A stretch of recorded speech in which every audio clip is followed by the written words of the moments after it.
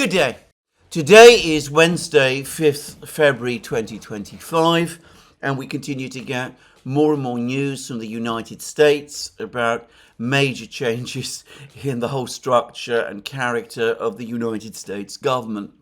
Let me say, first of all, that Donald Trump yesterday achieved, well, I won't say a win, but at least things have moved somewhat further in his direction, in that the relevant Senate committees have now recommended his two candidates, Robert Kennedy Jr. and Tulsi Gabbard, for confirmation to their cabinet posts by the full Senate. In Tulsi Gabbard's case, obviously Director of National Intelligence. In Robert Kennedy Jr.'s case, appointment as Health Secretary. Now, this is far from a certainty. A few days ago, it looked uncertain, but it seems as if the Republican Party is now closing ranks behind these two candidates, and it's starting to look as if it's more likely than not that they will indeed be confirmed at some point over the next couple of days. Well, we will see, but this is an important move for the president. There is now at least a chance that he's going to get all of the major cabinet posts that he wants. There's still the issue of Kash Patel. We'll see what happens with him at the FBI. And I understand that the Attorney General position has still not been filled, though I think most people expect that he will manage to get his candidate confirmed as well.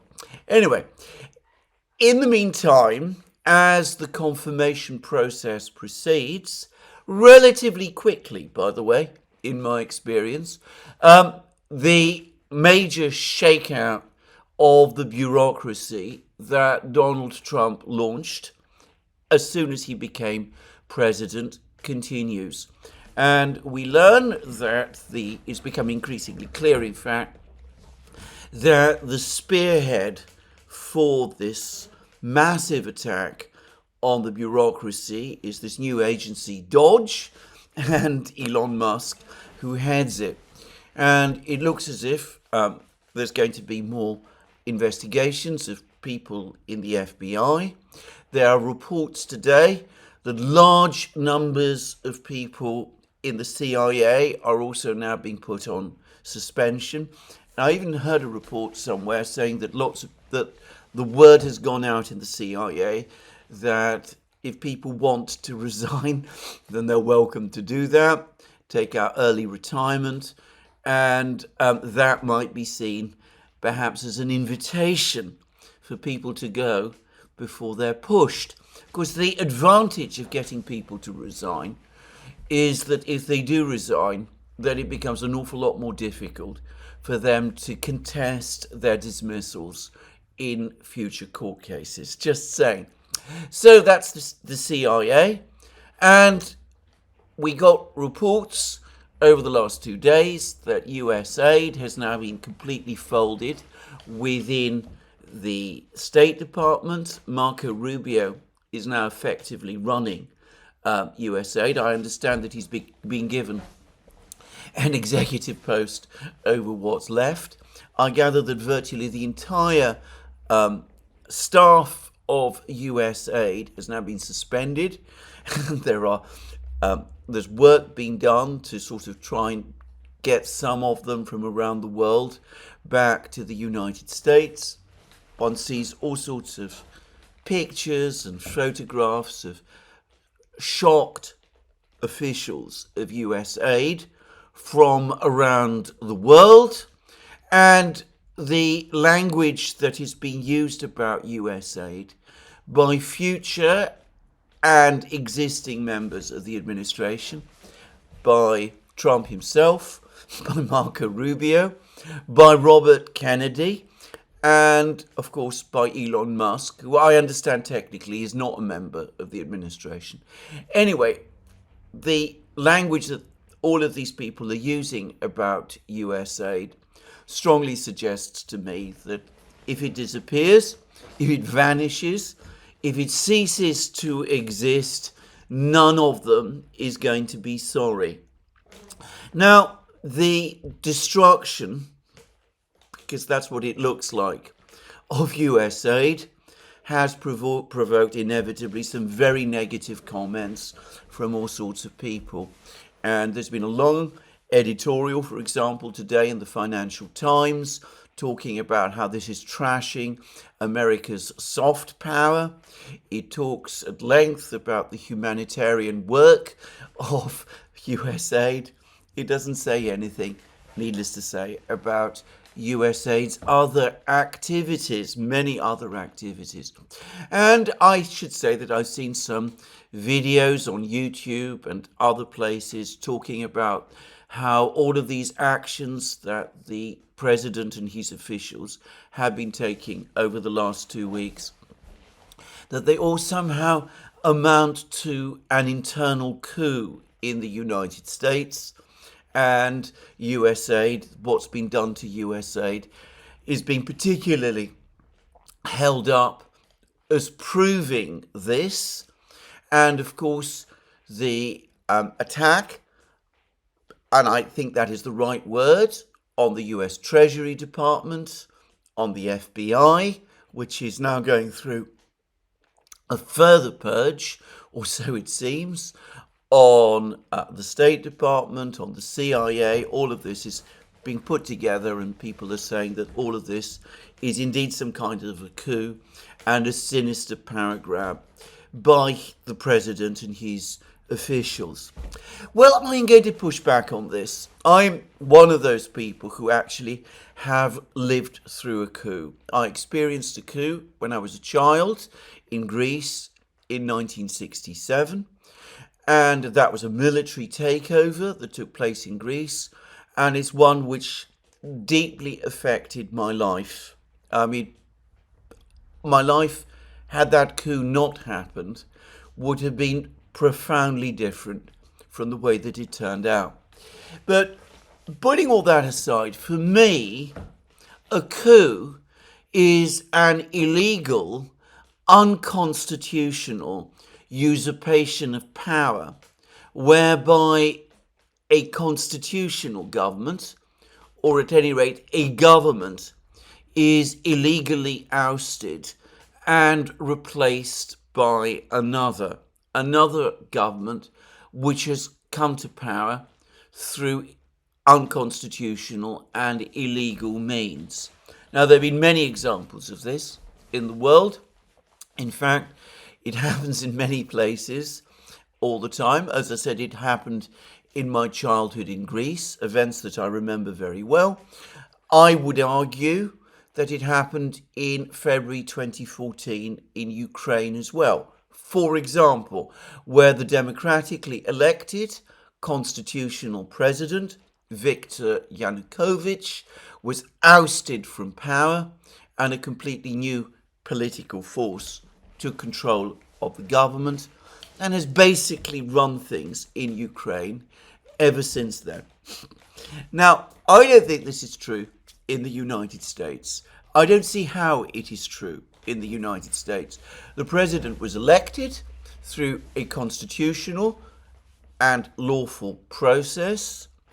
He has taken various steps in order to bring the executive, which he heads, under control, as he sees it. This is not inconsistent at all with the program that he outlined during the election. Perhaps it's gone further than many people expected, but then most people didn't expect that the president would do half of the things that he said he would do, and we see that he's, at least for the moment, trying to do most, if not all of them. So I can't myself see how this is unconstitutional or illegal or a coup. Of course, many of these actions might be subject to legal challenge, and we will probably see legal challenges through the courts at some point. But the very fact that there is legal review of these processes, even if the Supreme Court of the United States ultimately sides with the president in respect of them, as I think likely. Well, the very fact that there is, as I said, the opportunity for legal challenge simply makes it impossible to argue, in my opinion, that what we're seeing is any sort of coup or illegal usurpation of power. People who talk in this way, I think, are blind to the realities of what had happened in the United States and of what has been happening in the United States for some time now. And to take the example of US aid, that long editorial in the Financial Times spoke about US aid being this tremendous humanitarian agency that had been providing humanitarian support and assistance to the poorest people around the world. Well, that might have been the purpose of US aid when it was first set up by President Kennedy long ago in 1961.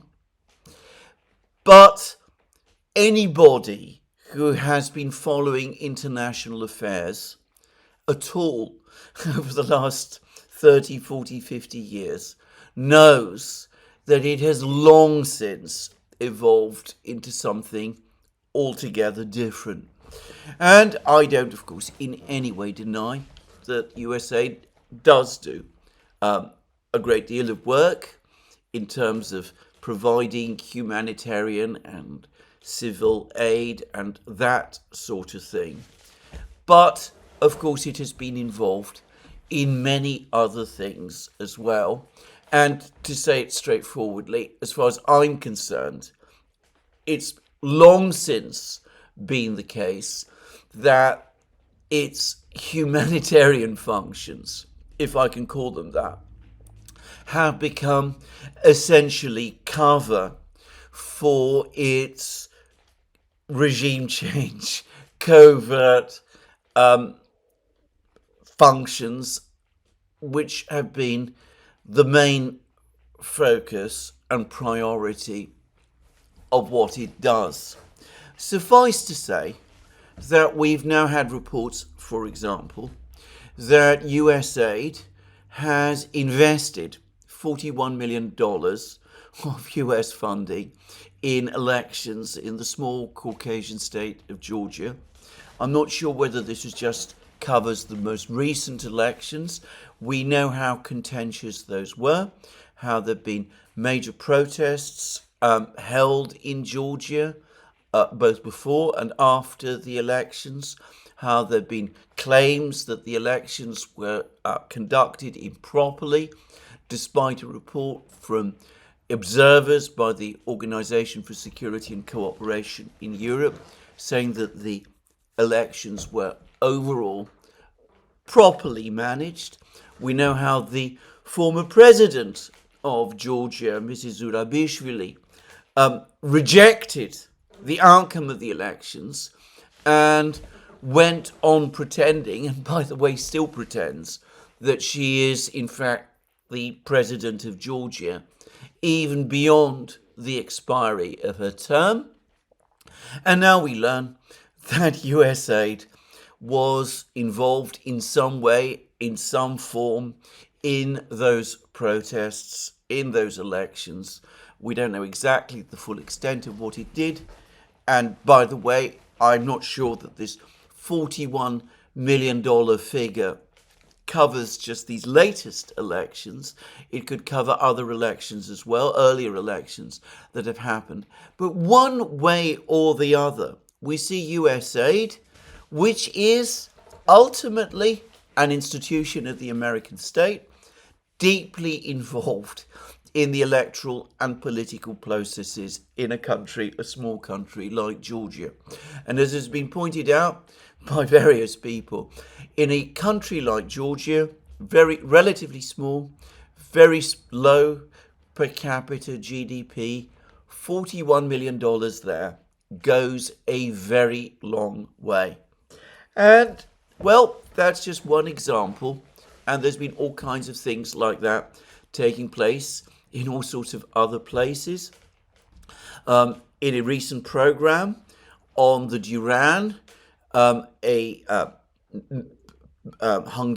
member of a Hungarian think tank, told Glenn Deason and myself that the moment US aid was effectively shut down, the Hungarian authorities suddenly noticed that the various NGOs and other such organizations that had been active in Hungary suddenly were complaining about a sharp drop in their funding.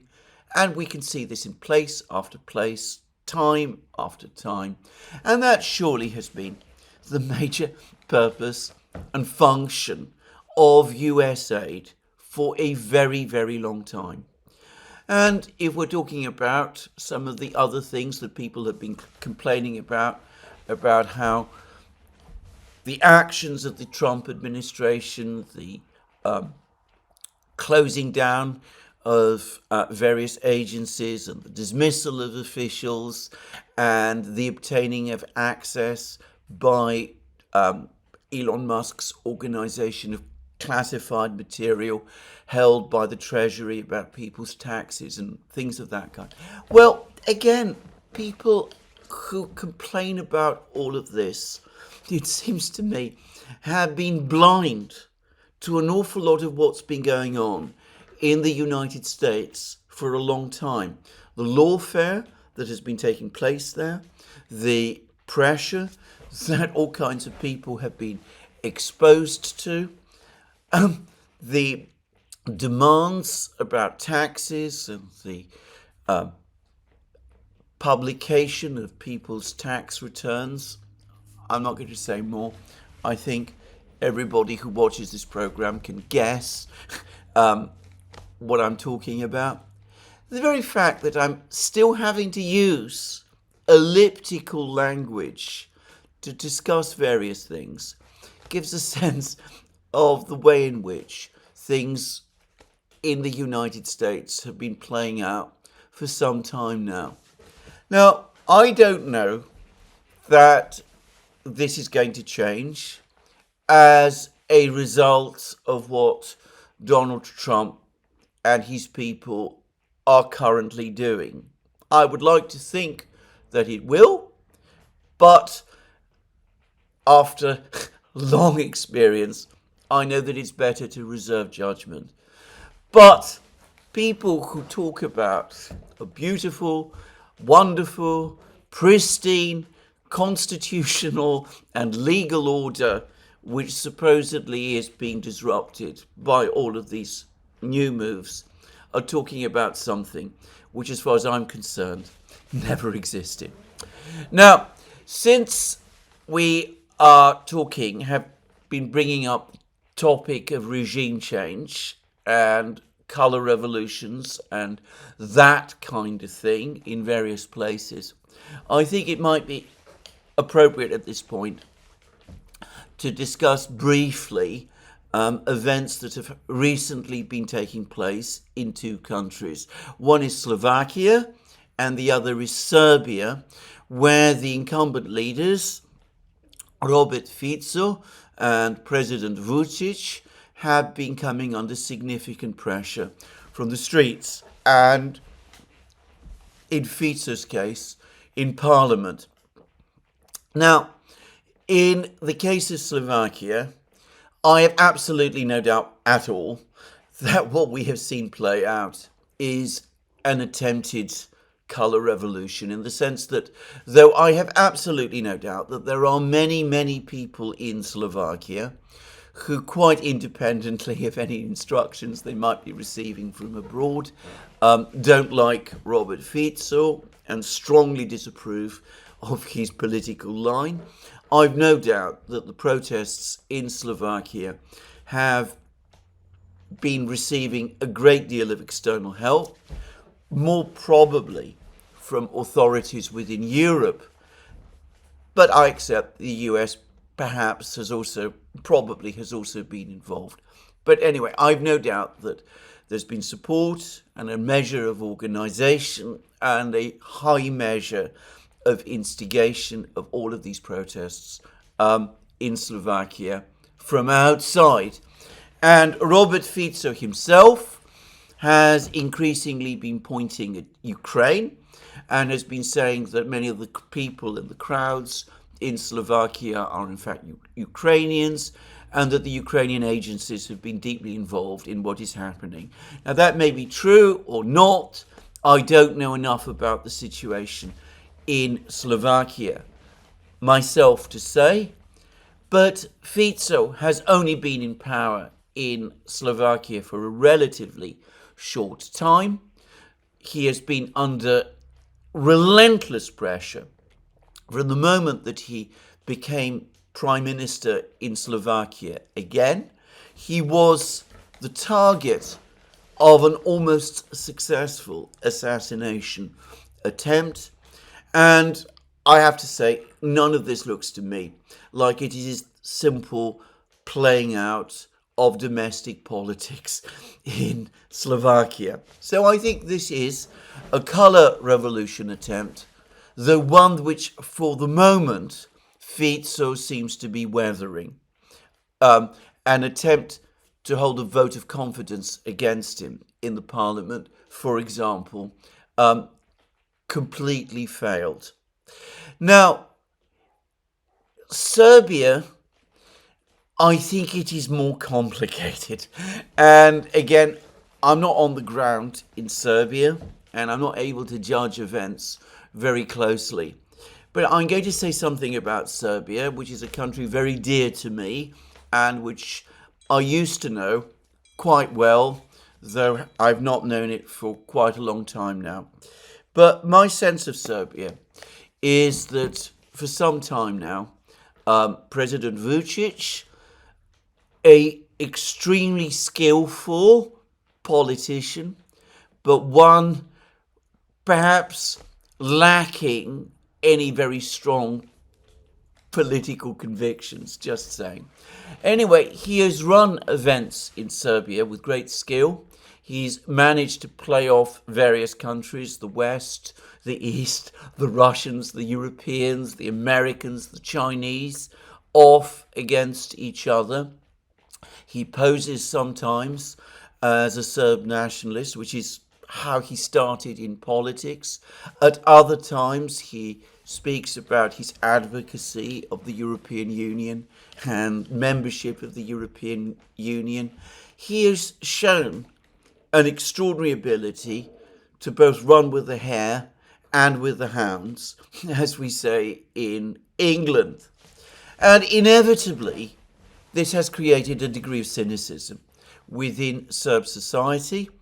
And though President Vučić does seem to be presiding over an economic boom, and though I am not familiar with all the details of what has happened in Serbia over this time, I accept that it's not unlikely, in fact it's possible, more than possible, that over the course of this economic boom, which has been to a great extent driven by heavy infrastructure spending, Vučić and perhaps some of his associates, maybe not Vučić himself, have been doing some skimming, and that some degree of corruption may have taken place there.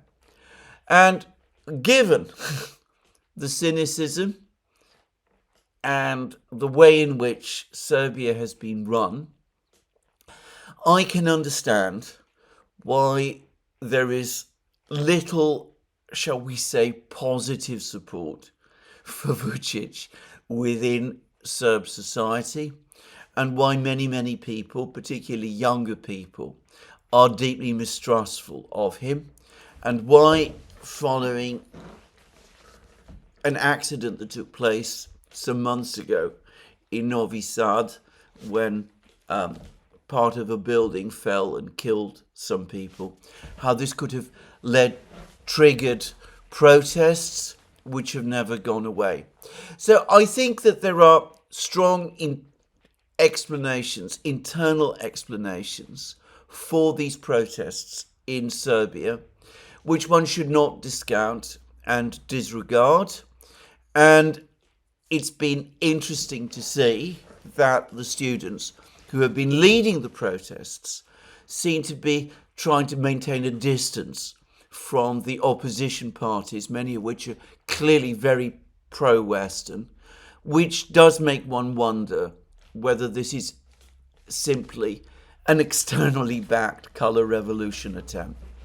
Having said that, and this is where we come back to US aid and what it does, it's likely that at some level at least, there have been attempts by the West, by the United States, by the European Union, to try to support these protests, at least to some degree. Maybe this has not been decisive. Maybe this has not been the original trigger for the protests. But one of the reasons why these external agencies like USAID have such a malign effect in politics, wherever they establish themselves, is that they distort and corrupt the entire domestic political process. So when protests do take place, you can never be completely sure whether they are genuine and legitimate and spring from pressures inside a country, or whether they've been instigated entirely from outside. And needless to say, that has a massively corrupting and complicating effect on politics in many countries. And I suspect that that is true in Serbia as well. Now, for the record, I suspect that despite the fact that there's been this upswell of protests in Serbia, I think Vučić remains very much in control of the situation.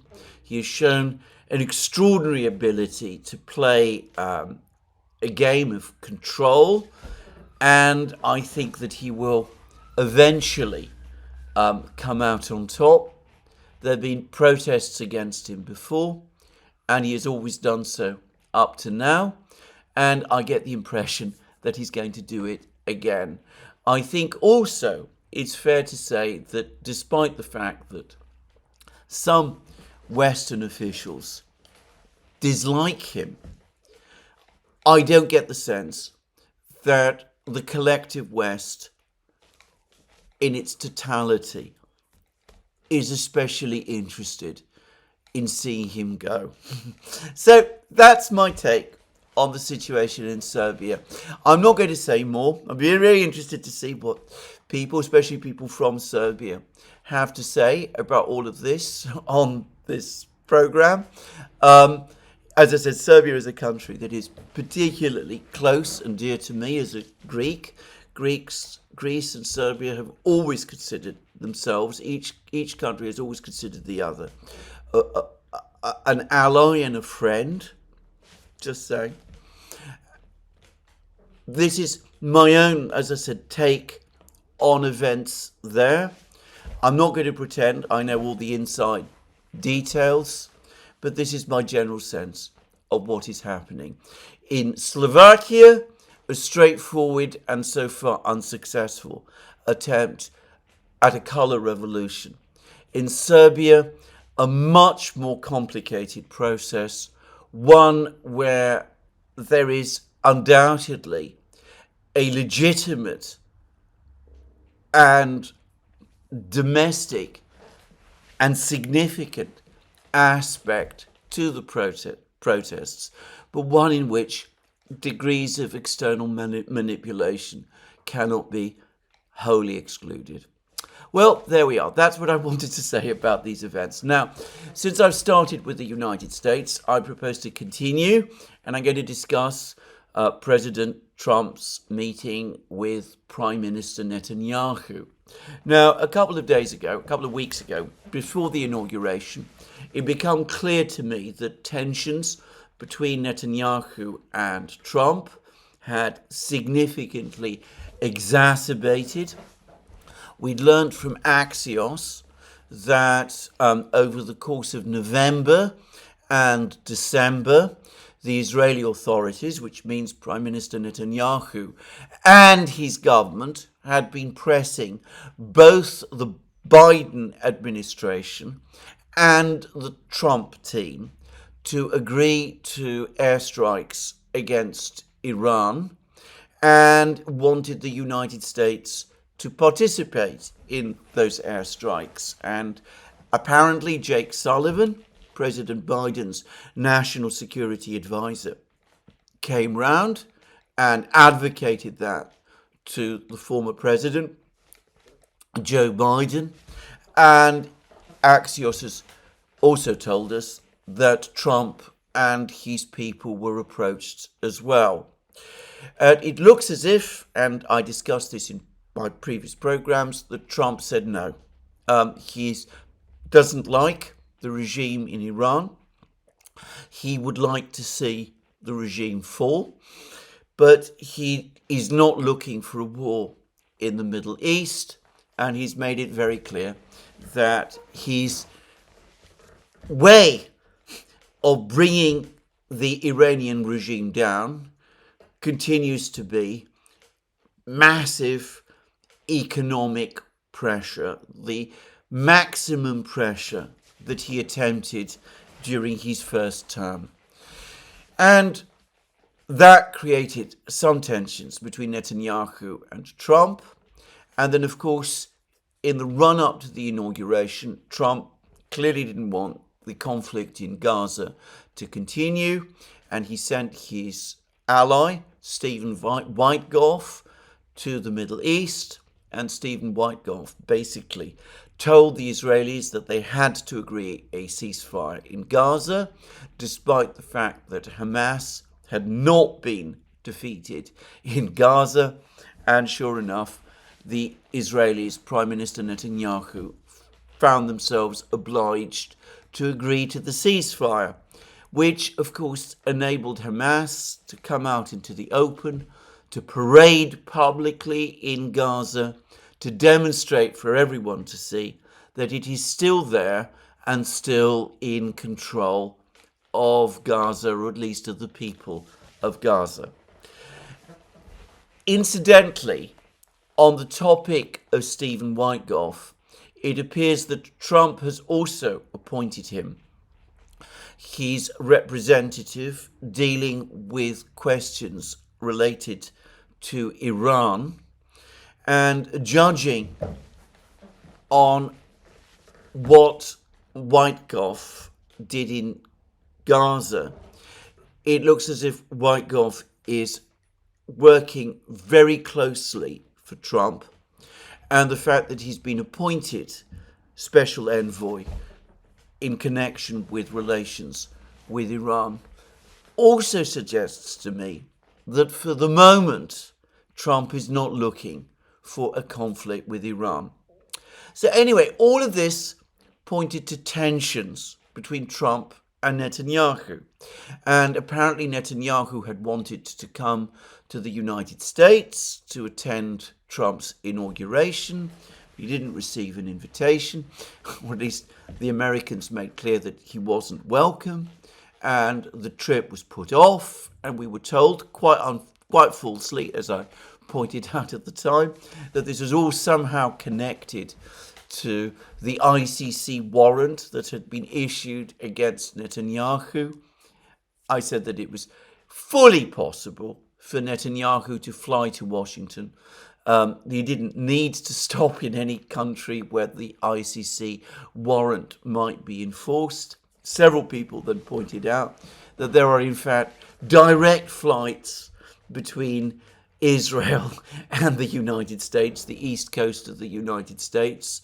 So this is absolutely the case. And anyway, surprise, surprise, despite the fact that he didn't receive the invitation to attend the inauguration, Netanyahu has now come to the United States. He's met with Donald Trump, and the Israelis are saying what they wanted to say before, that Netanyahu is Trump's first foreign visitor, the first head of government to have actually met with Donald Trump. Now, before Netanyahu's visit, Donald Trump has started to make a whole series of absolutely astonishing and deeply disturbing and outrageous statements about how the entire population of Gaza needs to leave Gaza. The place needs to be completely cleared. It's unfit for human habitation.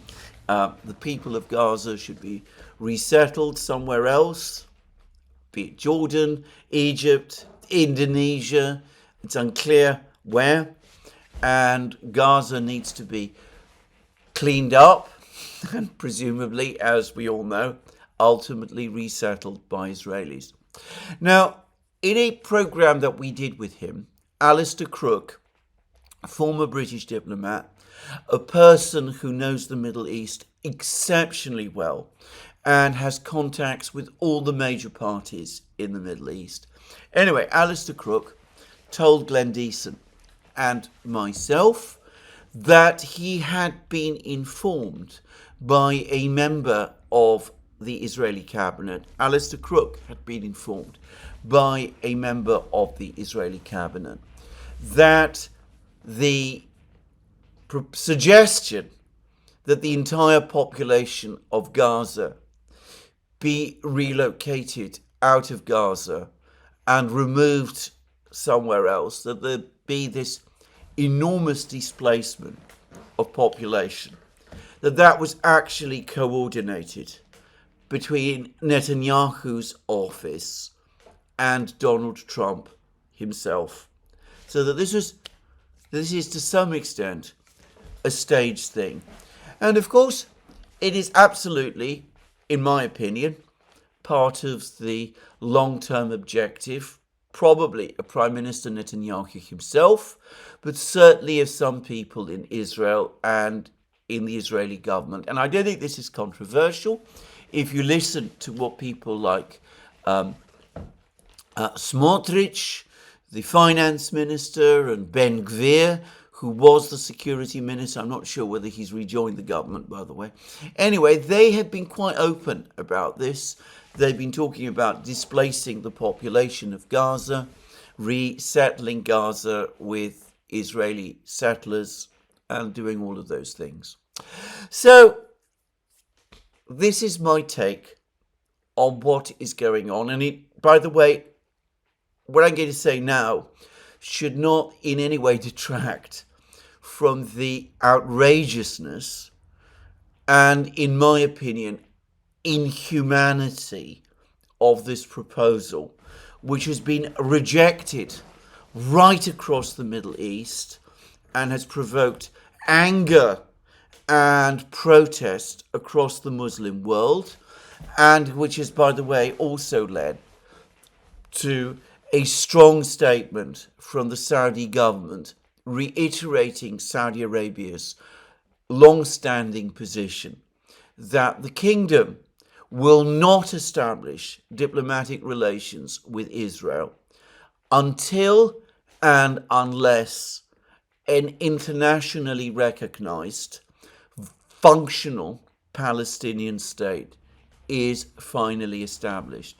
So let me stress again, I'm not here excusing what Donald Trump is saying. But I think that Donald Trump and his officials understand perfectly well that this exercise in mass displacement of the entire population of Gaza is impossible. There is no country that will take these people. They themselves are determined to stay. There is pictures which have appeared showing huge numbers of Palestinians in Gaza returning or trying to return to the areas in the north of Gaza from which they were displaced by the Israeli military. So they absolutely want to stay. And the Middle East, the Arab governments, the Arab states, the Muslim populations around the world are adamantly opposed to this. So this is what I think. I think that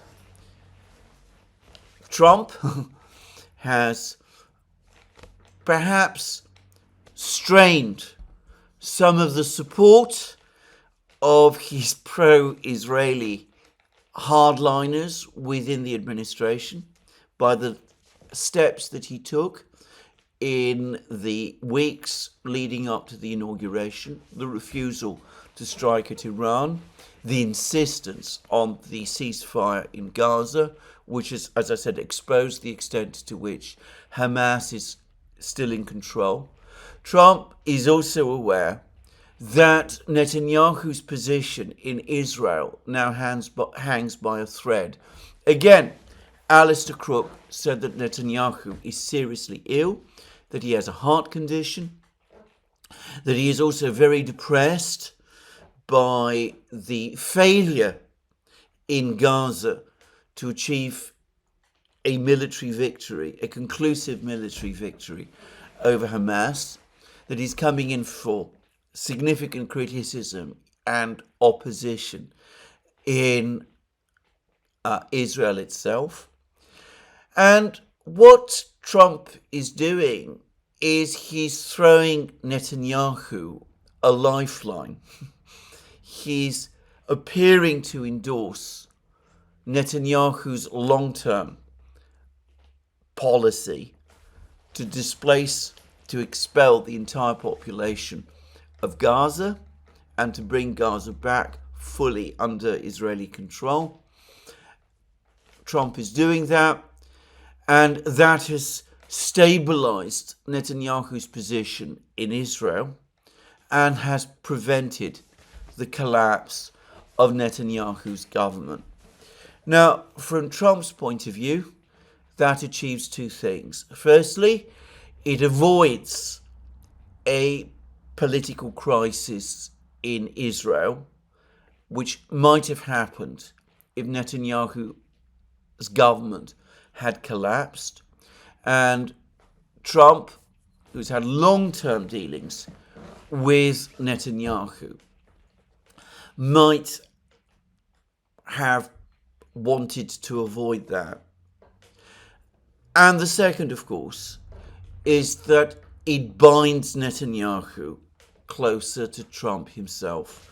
It means, and this is also, by the way, Alistair Crook's take, it means that Netanyahu now basically depends for his political survival on the support of Donald Trump.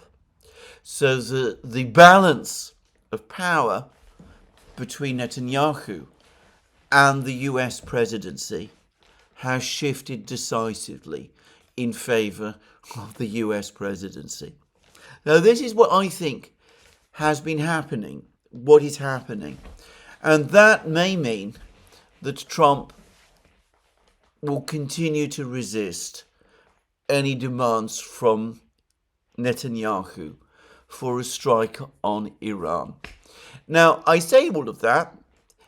One of the interesting things that has happened over the last couple of days is that there's been an absolutely astonishing article, I think it was in the New York Times, which claimed that the Iranians not only have restarted their nuclear weapons program, but that their scientists have been given instructions to try to cut corners so as to develop a nuclear weapon based on enriched uranium more quickly.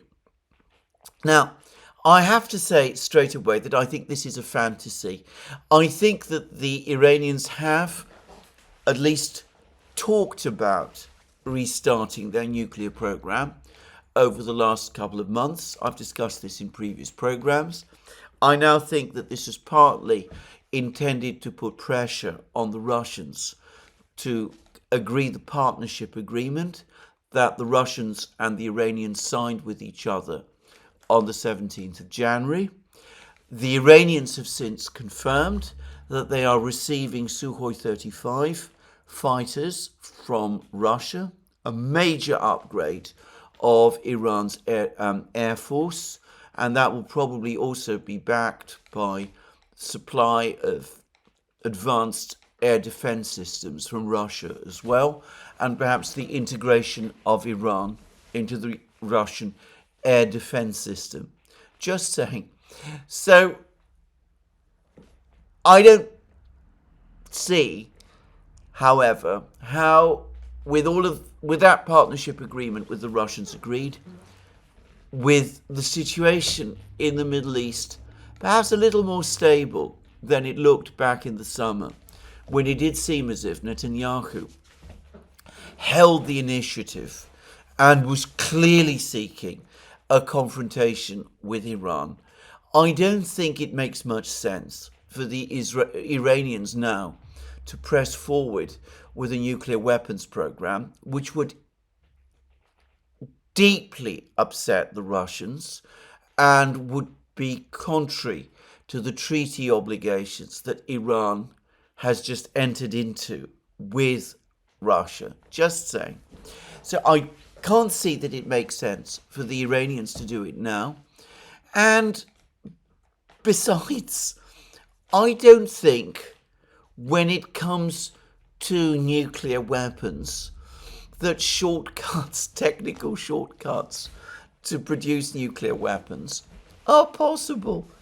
To repeat a point I've made many times, the science and technology of nuclear weapons development is now very, very well established. I would have thought that if shortcuts existed, they would have been found out about long ago. And I don't think that further shortcuts over and above those that might have been worked out, say, in the 1950s, exists today. All of this article looks to me like another case of the Israelis, of Netanyahu himself, perhaps spreading stories about the Iranians returning to their nuclear program and pushing forward purposefully with it. It looks like another attempt by the Israelis to put pressure on Trump and the Americans to agree to that strike on Iran before Russian aircraft and air defense missiles and all of those things start to arrive in Iran in quantity, process which will take years, making the viability of such a strike impossible. Now, if all that I am saying is true, then I suspect that Trump, despite being told these things by the Iranians, will probably resist that pressure. He still seems to be focused on maximum pressure rather than seeking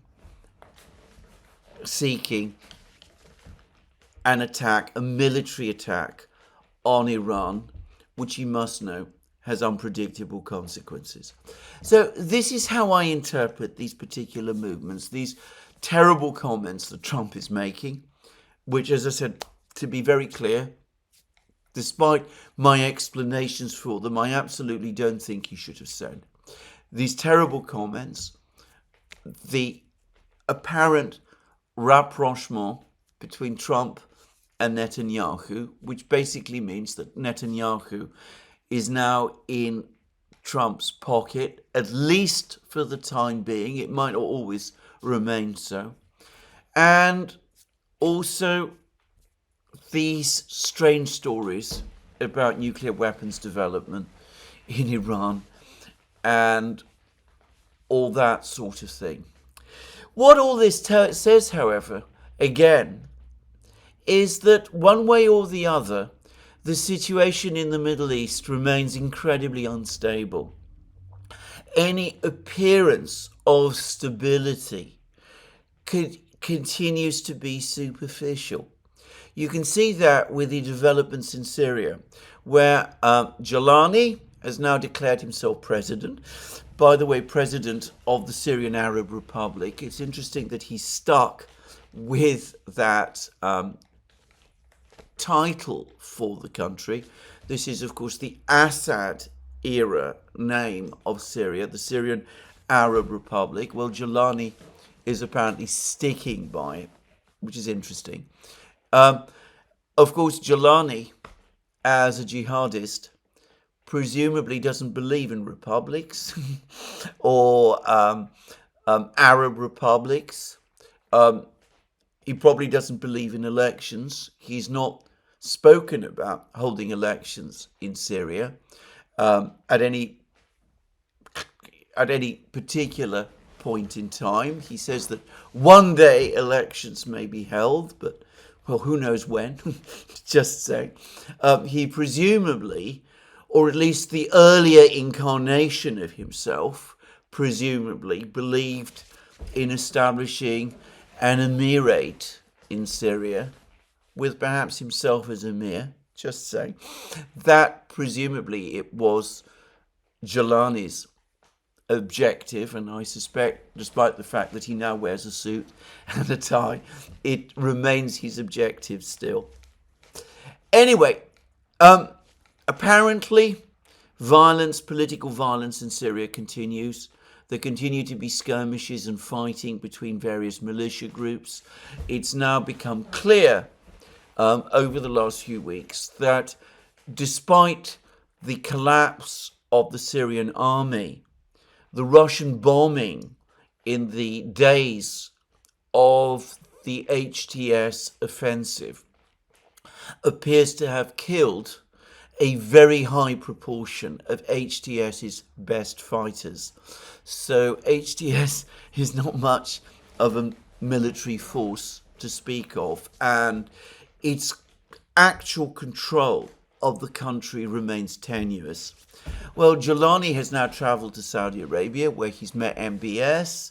He's trying to establish himself as the internationally accepted leader of Syria.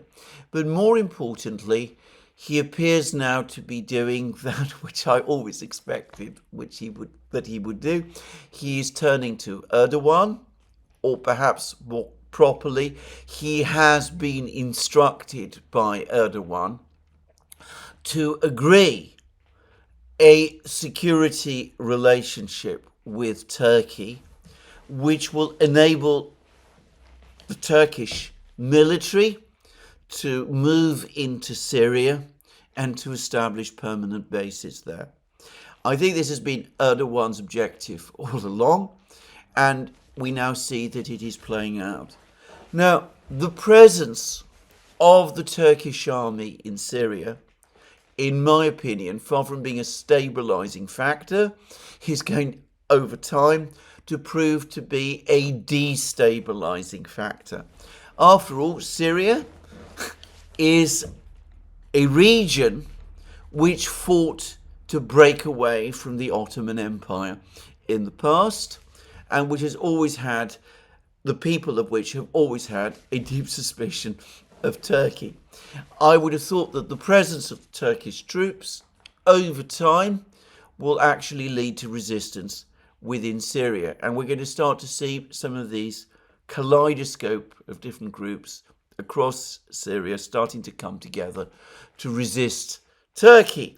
And of course the Kurds are already resisting the Turks, and the Israelis are probably not happy to see the Turks in Syria either. So again, we see how fragile the situation in the Middle East is becoming, how all of these maneuvers that are taking place between the Americans and the Israelis, between the Syrians and the Turks, between everybody and the various Gulf states and the Saudis, how whatever arrangements in the short term people make with each other, the long-term insecurities and instabilities continue. And I'm going to make a guess, and here it'll be my final comment. However much Donald Trump wants the Middle East to remain quiet, he is going to find it impossible to keep it so. Events in the Middle East, as they have repeatedly shown, are going to at some point spin out of control again, at which point Trump is going to find himself forced to do all kinds of things that probably for the moment he wants to avoid having to do. Just saying. Anyway, all of these events in the United States continue to play out elsewhere in Europe and of course in Ukraine. And in Ukraine, President Zelensky's comments, his various public statements get weirder and more dangerous, and appear to be acquiring an almost gothic quality of strangeness. So Zelensky has given an interview to CNN, a very bizarre interview. He spoke about negotiations and about his willingness and keenness to engage in negotiations.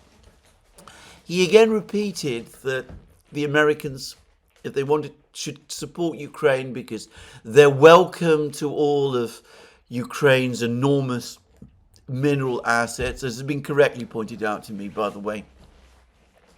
Beyond rare earths and things like that, the major attraction in Ukraine is its large deposits of lithium. But Zelensky admitted that 70% of these deposits are actually now under Russian control.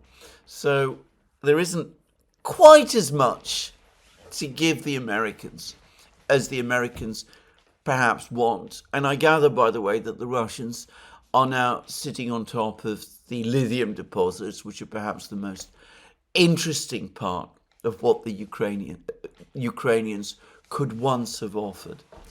But all of this is all very weird and very strange already, but it gets much, much weirder because Zelensky then talked about the future.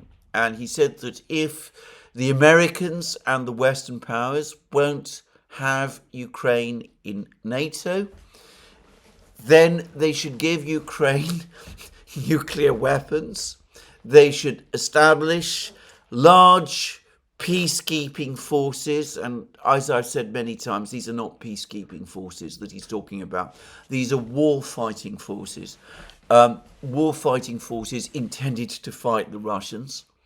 And he also said that given that Ukraine would be out of NATO, which is what the Russians have always said they want, well, in light of that, the Russians should hand back to Ukraine all the territory that has passed under Russian control since 2014, including, of course, Donbass and Crimea.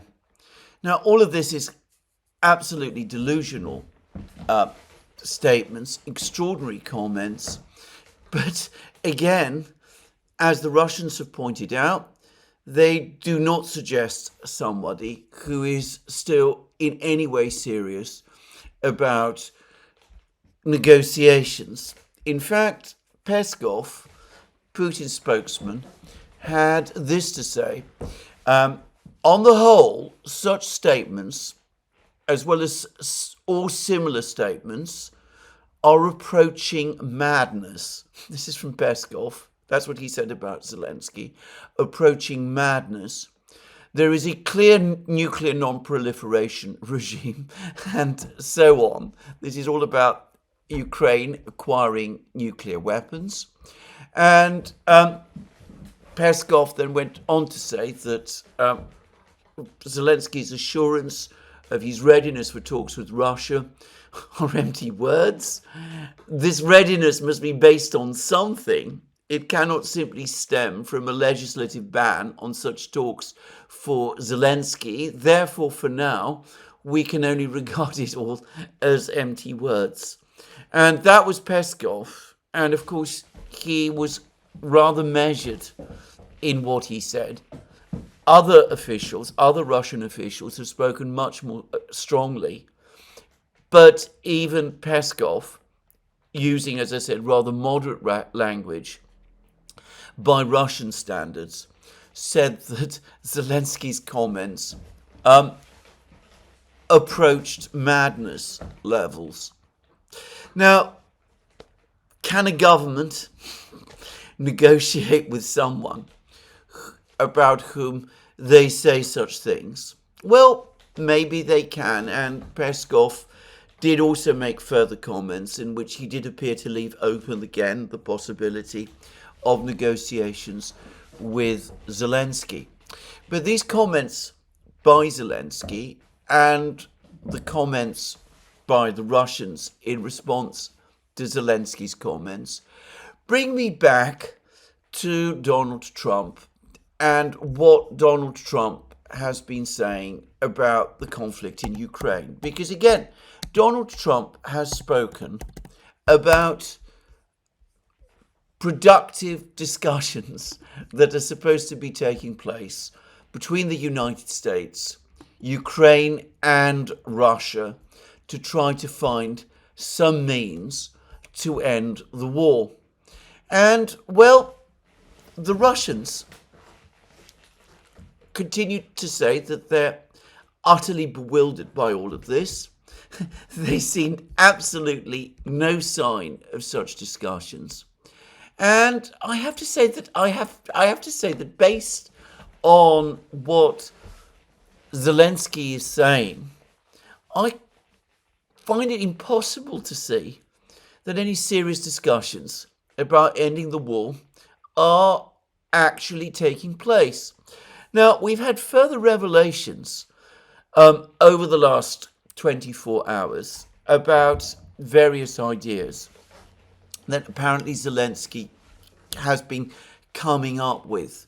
Now, back in January, Zelensky unilaterally stopped, or at least he refused to extend, say it more properly, he refused to extend the transit agreement between Gazprom and Ukraine, allowing Russian gas to travel across Ukraine through pipelines to reach Russian customers in Europe.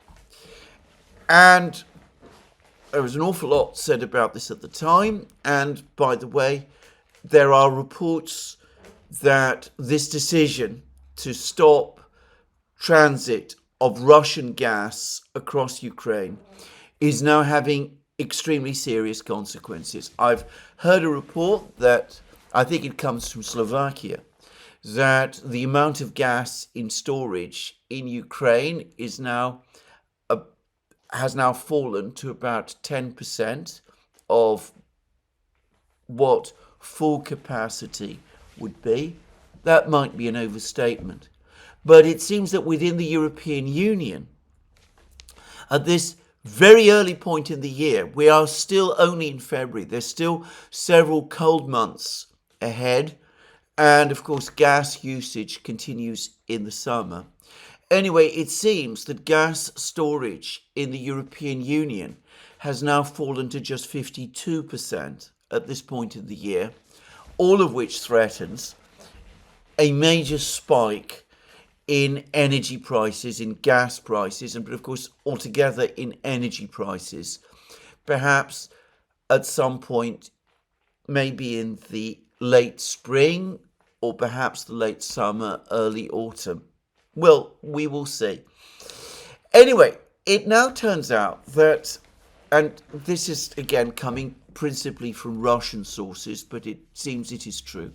It seems that Zelensky actually suggested to Gazprom, to the Russians, that he would renew the gas transit contract, allowing gas to go through through the Ukrainian pipelines to Europe, if the Russians agreed to hand back to Ukraine the Zaporozhye nuclear power plant.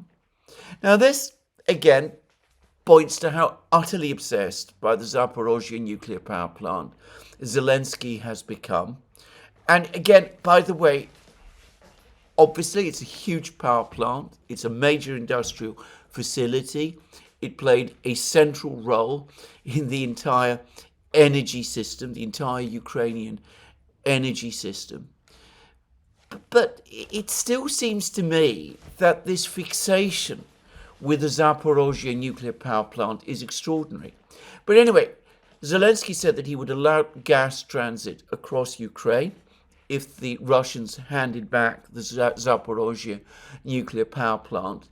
And he said that Ukraine would also agree in that case to stop its drone attacks on various different parts of the gigantic Russian oil and gas complex.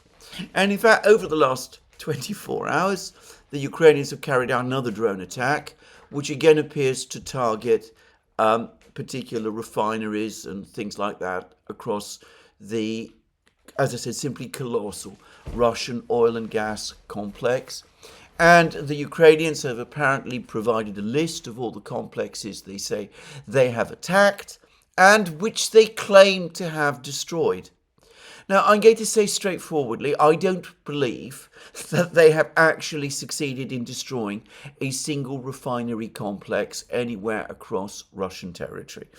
They have done a certain amount of damage, but anybody who knows anything about oil refineries and anybody who knows about the sheer scale of the Russian oil and gas complex knows how little damage these relatively small drones could possibly do against facilities, industrial facilities of this scale. Anybody who's familiar with Allied bombing of Germany in the Second World War knows how incredibly resilient industrial facilities, including oil and gas facilities, are against bombing. And that's bombing with bombs, not small drones. And if we look at the general performance of the Russian economy, which I will come to briefly, shortly, one cannot see any discernible effect as a result of these drone attacks on the Russian energy complex or the overall condition of the Russian economy whatsoever. It's not impacted on Russian energy exports. It's not resulted in significantly higher prices of oil and gas on Russian domestic markets. It's not disrupted industry. It's not led to significant power blackouts. It's done none of these things. But here we have Zelensky telling the Russians, give me back my nuclear power plant and I will stop these attacks on your energy system and I will allow your gas to transit across Ukraine. Again, it's an absolutely ludicrous proposal. It's one that the Russians cannot have taken seriously. It's the kind of proposal that must have again led the Russians to wonder the kind of decision making and thinking that Zelensky and the top Ukrainian leaders have been are capable of making. And of course, they rejected the proposal outright. The Zaporozhye nuclear power plant remains under Russian control. The Russians are not sending their gas across Ukraine as they did previously. They're sending more of their gas through Turk Stream and those pipelines. They've stepped up significantly exports of liquefied natural gas, which has now overtaken the liquefied natural gas in volumes that are supplied by the United States to Europe. And as I said previously, these pinprick attacks on the colossal Russian oil and gas complex have not had any discernible effect on the Russian economy whatsoever. The Russians must have been incredulous when they were presented with this proposal. So one is increasingly getting the sense of a leadership in Kiev that is becoming ever further unmoored from reality, and of a president, Zelensky, who is increasingly retreating into fantasies. The idea that he can blackmail the Russians by stopping gas transit to Europe, which will only hurt Ukraine and hurt the Europeans, and is currently doing so, by the way. The idea that he can somehow blackmail the Russians in this kind of way in order to regain control of a nuclear power plant. As I said, it really does beg questions about the competence, be very polite here, of the man who is making these very, very strange decisions. Now, I said I'd say something about the state of the Russian economy, and I'm going to do so. Contrary to all expectations, despite the very high interest rates, the 20%, 21% interest rates that the central bank has imposed, it appears that economic growth in Russia accelerated in the last weeks of December, and that this acceleration has continued through January. PMI in manufacturing PMI, as I discussed, I think it was yesterday, in Russia, in January was up by 53.8, pointing to significant expansion. We've now had PMI for services as well, and well, it has come out even higher. PMI in services in Russia in January was 54.6%, which takes us, by the way, into boom territory. So, contrary to all expectations of a slowdown in the Russian economy, it seems that in December and in January, the Russian economy has accelerated again. And there are reports that tax receipts in Russia in December, both from the domestic economy and from the oil and gas complex, were the highest that they have ever been in December. And there are reports that in February, the Russian budget expects to receive another $1 billion worth of extra oil and gas revenue over and above what it was expecting to receive. Again, calling into question the entire premise that these drone attacks on the Russian energy complex are having any effect at all. And as I've discussed in previous programs, even the Russian federal budget no longer depends on oil and gas revenues to the extent that it does, because the growth of the domestic economy, the revisions in the tax system in Russia, and the very high tax receipts mean that oil and gas revenue has fallen, I understand, below 30% as a share of the Russian federal budget. So we're looking at an economy that not only is continuing to boom, with apparently banks not only with growing deposits based on the very high interest rates that they're charging, but with their reserves increasing. But we're looking at an economy which is continuing to grow rapidly, a fact that has bewildered and somewhat alarmed the central bank, which is coming back and saying, well, this is not what we expected. We were looking to slow the economy in the first few weeks of this year in order to start bringing inflation down. And instead, because of the high tax receipts and the high earnings, the government is able to spend more, and that is keeping the economy humming. Well, we will see how this plays out.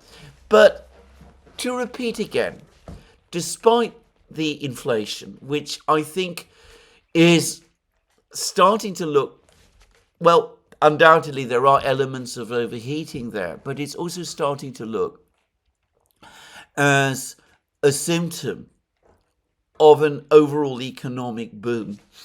Just saying.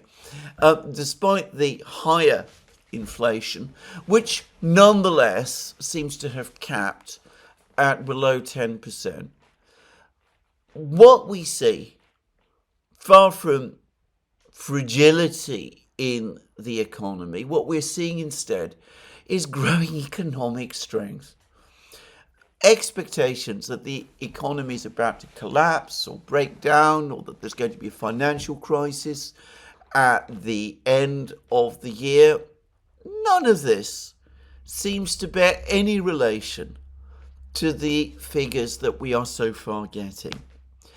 And, well, if Donald Trump and his people believe that the Russian economy is in crisis, and that's going to make the Russians want to come and look for peace, well, I have to say that so far, on the basis of the information we've had for the first few weeks of this year and the last weeks of 2024, there is no sign of that.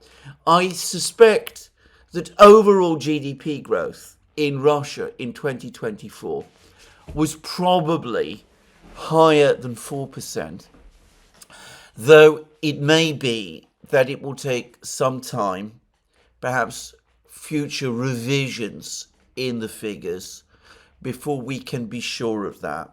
I suspect, by the way, that economic growth in 2023, when the revisions are eventually done, probably again some years down the line, will also turn out to have been closer to 4% than the 3.6% that they were officially.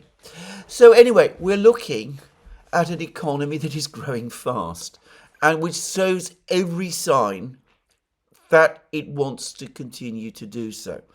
And I'm going to make a further guess that as manufacturing increases, as the domestic situation becomes increasingly stabilized, as Western goods are replaced, I should say that there's been a sharp increase, for example, in Russia in car manufacturing over the last couple of months.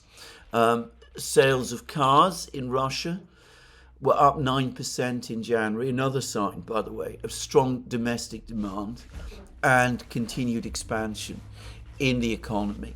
Well, gradually, as I said previously, we will start to see inflation start to cool down as supply reaches a point where it's able to satisfy demand. And of course, tight monetary policy will no doubt play a role, and fiscal policy will probably play a role as well. The budget deficit in 2024 was 1.7%. As I said, claims of an overextended banking system seem to be completely wrong. At some point, as I said, the situation will probably stabilize. But anyway, there it is. No reason to think that Russia is running out of money or that it is running out of industrial resources or resources of any kind or of foreign currency earnings, or of any of the things that people have been talking about in the West. Meanwhile, the war goes on, and there's a lot of discussion, again, in some places on the internet, about Ukrainian counterattacks in the Pokrovsk area. I studied the reports of these counterattacks. I can't see any real evidence of them. We see an occasional Ukrainian armored vehicle trundling into a village which the Russians have captured, and fighting going on. These look more like raids to me than serious counterattacks. In every place on the front line, one must expect encounter battles. And in places like Kotlevo near Pokrovsk and Pishanya, that is exactly what we see. It's true that close to Pokrovsk, the Russians don't seem to be making major advances at the moment. But that's almost certainly because, and this is my guess, they've outrun their logistics, their supplies, and there's usually a period when the Russians reorganize their logistics in order to prepare for further advances. And I suspect that that is precisely what we're going to see fairly soon. The Russians have advanced very far, very fast in the area southwest of Pokrovsk. They need to get the roads and the railway lines functioning again, especially the roads. As soon as they do that, they will be able to get back onto the offensive in these areas. And these Ukrainian, they're not counterattacks, but raids, will then prove the ephemeral things that they actually are. Everywhere else, all the indications are of continued Russian advances. In the area of Vozvyzhenka, the Russian Defense Ministry has now confirmed that the village of Baranovka has indeed fallen under Russian control.